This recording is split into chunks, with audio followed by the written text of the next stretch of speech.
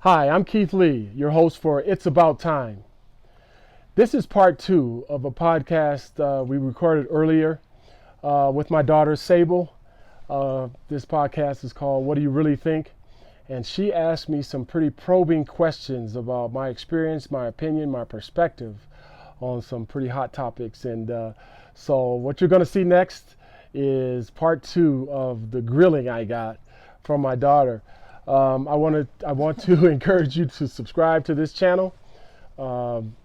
Please send in your comments or any questions you might have, or you can share it. We welcome all feedback, and we look forward to communicating with you. Thank you for joining us, and don't forget, it's about time. Here we go. I grow as in administration and college athletics. My personal opinion on this has shifted a little bit just by gaining facts and things that I've seen my student athletes go through. But what is your opinion on college athletes getting paid, this pay for play? And quite frankly, depending on what institution we're talking about or conference, there are ways that they are getting paid a little bit now, but in the sense of getting paid as student athletes, what is your take on this? One, that's a very complicated topic, but I think it's one that deserves a lot of exploration. One reason being that these athletes are giving a lot to that institution, and that institution is receiving income, reputation, notoriety on the backs of these student athletes. And so I'm not so sure that it's as simple as, after every season or every year you give these athletes a check. That's not exactly what I'm suggesting. But what I am suggesting is possibly a system by which these athletes, with 4 years of athletic service and graduation from that institution, that possibly a trust fund could be set up. Okay. But there are options within that trust fund. They could use those funds to go to grad school. They could use those funds to continue in a vocational situation, trade school, medical school, law school, something like that. Or they could use it maybe to start a business. So there's a purpose for the trust fund and its use. Okay. Something to that. So I don't have all the answers, but I think I'm down the right road. Because generally what happens is if you had a situation like that, whoever would manage that trust fund for all these athletes, you couldn't access this trust fund until 2 years after you graduate, number one. And it's collecting interest, right? Interest on top of interest. So Right. You're not really losing that much money. In fact, It's building a little bit. So there's a way to do it, I think. To make it more equitable and that type of thing. I think we're moving that way. I think the definition of amateur sports has shifted and changed, obviously, over the past 20 years. But that being the case, we don't want to dilute college sport and let it get ruined by the greed of money and that type of thing. And I'm not talking about a huge trust fund. I'm just saying something that assists them afterwards. Because now you got a happy alumni, right? Very true. Yep. And loyalty, which then indirectly brings back more funds to the institution. So there are too many smart people out there, too many people who could understand how to build a system like this not to do it. And certainly I don't think it's fair for institutions or the NC2A to use the likeness or images of athletes to then market and make money. Right. I think the athletes in that case should get a percentage of that. If you're using my likeness, that's only fair. Yeah, definitely. I think you made some pretty good points. There's always going to be different opinions in different circumstances, whether it's you're in a Power 5 conference or you're in a mid-major conference. Sure. And then also there's the layer of male and female sports and making sure that they're equitable and making sure that there's a fair system. And just fair and making sure that it makes sense and it's equitable as well. So, but yeah, thank you for sharing your perspective on that. I think it's going to continue to evolve. It's got to, just the way that Mm-hmm. that things are going. But we're going off of some pretty controversial questions here, but is concussions. And I know there have been different helmets and different technology and rules that you alluded to earlier that have been made and put into place to protect student athletes, not even just with football, but I can think of sports like soccer where it's prevalent, and even hockey, field hockey, and just different sports. So Right. what is your take on, one, concussions right now, whether it's in football or other sports, but then two, things that you have experienced concussion-wise along your career as well? Well, now I do support what the attention that's being paid toward head injuries in all sport, more specifically in football. I think that's good. I think that's important. I have too many friends who are now suffering from head injuries back when I played, and those injuries are extremely serious, and it breaks my heart. I think that there's a fine line. In football, there's a fine line. I think what's happening is they're being overcautious, I think, in a lot of ways, which may not be a bad thing, because after all, it is only a game. It's not worth a head injury. And I think it'll balance out over the years. For example, I think one thing they could do in the NFL, let's just take the NFL.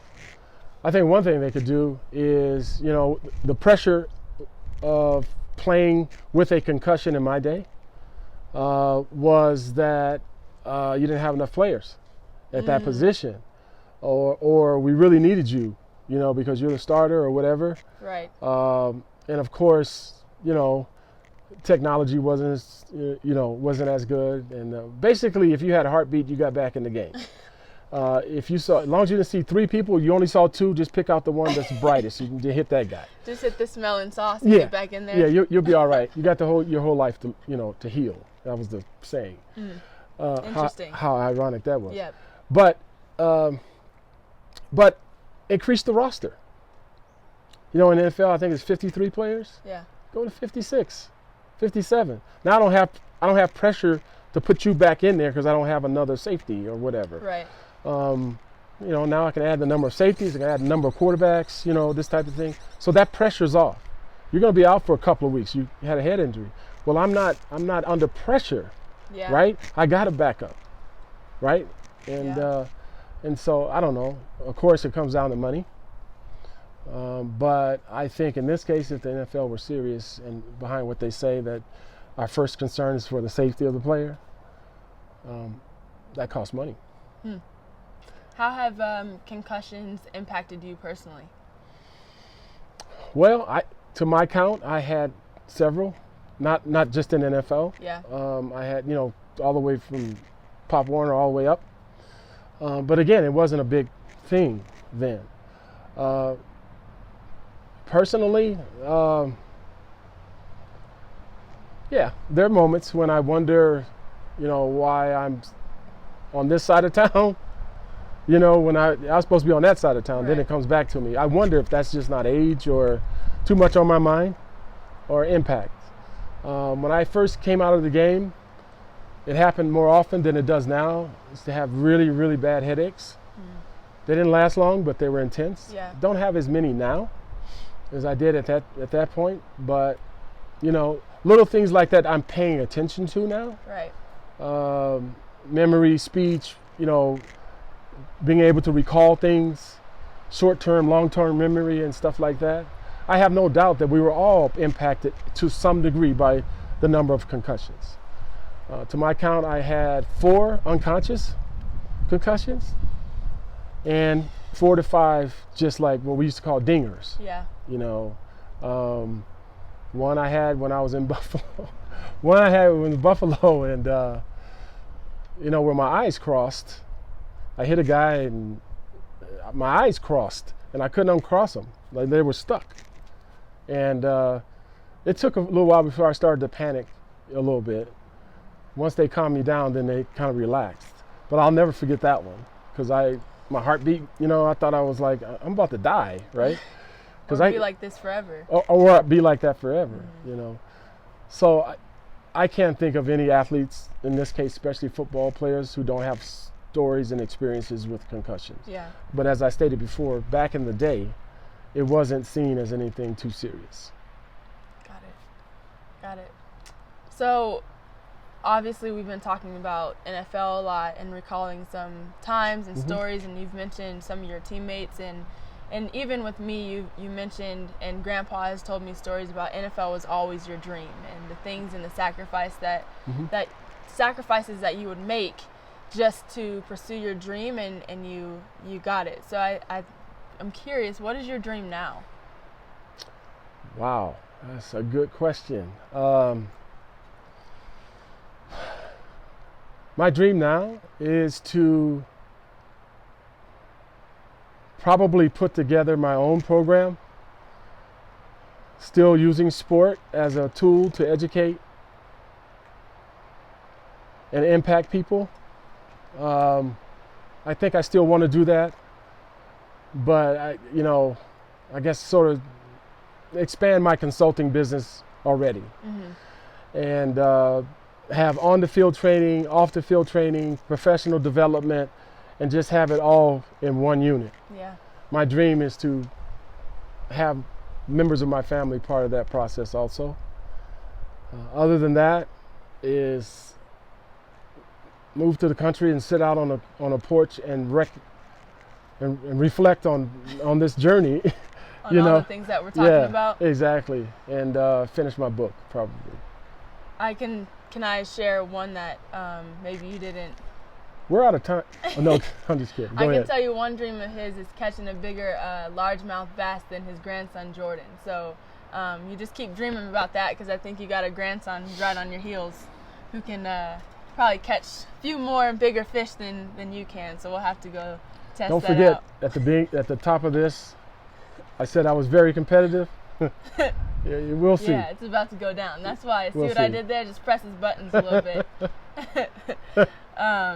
No, but a couple more questions, and one pertaining to you coaching not only youth sport, but female youth sports. And I know that you coached me from when I was about 6 years old all the way to 18, and we had plenty of car rides and memories. But what are some things that you took away from coaching myself in softball and my teammates, and just being in that seat and being able to impact the lives of young females in youth sport? Well, the first lesson that I learned was that female athletes, contrary to what I used to think, are just as competitive, just as aggressive, want to win just as bad as males, and are a joy to coach. Different coaching strategy, but I learned just how much I could love my players. I love my girls. Not that I didn't love the boys that I coached, but I don't know, I just love my softball teams because I saw how much energy and how much heart they put into honing their game and playing as a team. And that's what I learned as a male, is that an athlete is an athlete. An athlete has no gender.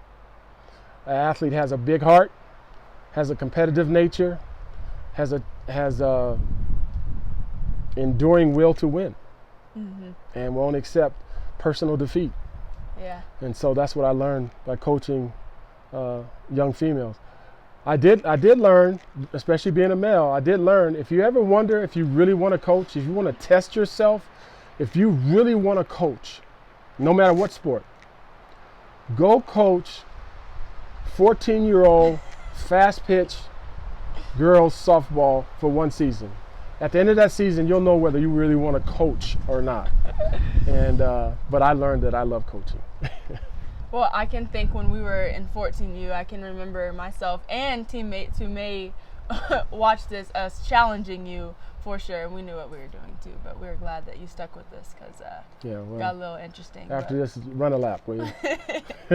Well, it was a lot of fun, and I can remember those times where I started to realize the value of being competitive and just being able to do that with a team, and also having coaches, not only like yourself, but Coach Steve, Coach Adam, shout out to y'all, just for allowing us to be competitive and then take those losses on the chin and come back with a little bit of a chip on our shoulder. So that's right. I think you all did a really good job of allowing us to, have a couple hours after a game when we lost, because you realized that we were athletes and that was natural. Correct. But also challenged us and made sure and held us accountable to turning that into something positive. Correct. Where I've seen a lot of coaches really knock down their players for poor performance, or knock down a team for not winning. And I think that you all did a really good job of allowing us to have the space to have a perspective of like, okay, you should be feeling like this because you care. Right. But in an hour when we have to warm up, it's not, you have an hour. So do whatever you need to do. And I've seen that in between male and female sports, especially with youth. It's natural for a male youth athlete to be upset and they're throwing their helmets. Not that that's okay, but it's seen more as expressing emotion and caring, whereas for females, it is, calm down. Don't, you all did a really good job of giving us the space to be athletes. Thank you. And I've always had that question, and maybe we can get some comments or questions from, but I've always been like curious how female athletes respond to male coaches as opposed to responding to female coaches. Is there a difference? Why? Why is there, if there is a different response? Is there a different motivation? Is there a different, just a different set of natural circumstances? One thing I did learn is, and I learned this from another female coach, she said, be aware of your tone of voice as a man toward young females. That makes a difference. And I didn't quite understand what she meant, but I tried it. I didn't deter from what I was saying, but I used a different tone and it was a different reaction. So, things like that. Yeah. I'm just curious. So if you have any input on that, let me know. I'm still curious about that. That's a great topic. And I think it really depends on, and it's not all female athletes, right, that you have to pay attention to tone to, but there are a lot. I agree, but I also think that it depends on the type or what the style is of that female or athlete in general. I can think of plenty of coaches who did not care about any type of tone. With me, it's my job to discern what I need to hear and filter it out. But I would agree that there is a dynamic between male and female coaches with tone and stuff like that. So that's interesting. Comment. We want to know what you think. I did learn that coaching female, you have this rhythm of why and what. What I mean by what, you go out and you coach. My first time coaching female athletes, and when I said, okay, girls, we're going to stretch and then we're going to run a lap. Yeah, but I need to know why. Yeah, and they asked me why, and my response was, what are you talking about? And they said, well, why are we doing that? I'm like, what? What's wrong with that? And I didn't have an answer. And they drilled me the first day, kept asking me why. I still want to know why. Because that's just the way we do it. I don't know. I have no idea why. If I know why, that means I'm going to listen. If I agree and I know why, that means I want to do it, for the team. There's no agreeing in softball. Well, the last question, and I think that this podcast is so cool, and I'm proud of you because you've been talking about it for a while. And I remember us. Yeah, I've been talking about it. I was forced to do this podcast. Go ahead. Next is the book. So everyone helped me in encouraging him to write his book and finish it. And yes, I am putting you on the spot. But but why this podcast? Why is this important to you? Why do you like doing this? Because I see that you work really hard on making sure everything's set up and just writing down and really having a plan. So I commend you for your research and stuff. But why? What is your why when it comes to It's About Time? Because I guess, I'm getting a little older, and I guess seasoned. We call it seasoned. Yeah, I'm getting seasoned, and I guess this is just another way to share what I've learned in terms of my journey, with the hopes that it may have value to someone, and certainly I hope it has value to my family and my children, but maybe have value to players I've coached, guys I've played with, high school student, classmates or whatever. I don't know, just part of leaving my mark on this earth, I guess. And and it's okay if you don't agree. It's just that I felt it was about time for me to speak up. And like I shared at the top of this podcast, my parents were just frustrated because I was just introspective. And I guess naturally I'm an introvert, so I'm being extroverted right now. And I just wanted to share it before, while I have the opportunity to do it. Yeah. That's all. And then I learned a lot about technology. I'm still learning, so. Well, thank you for having a growth mindset with technology for sure, because we appreciate it. But that's all for today. Thank you for allowing me to ask you questions and for allowing me to hear a lot of what we heard on the car rides and back in the day and stuff. So thank you, and obviously it feels great to be out here in Lake Tahoe as well. Good. So. Well, thank you for joining me. Thank you so much. I'm proud and happy to have my daughter Sable here on this podcast. I want to again encourage you to subscribe to this channel, share it, comment, ask us questions, and don't forget, it's about time. Speak up. Thank you. We'll see you next time.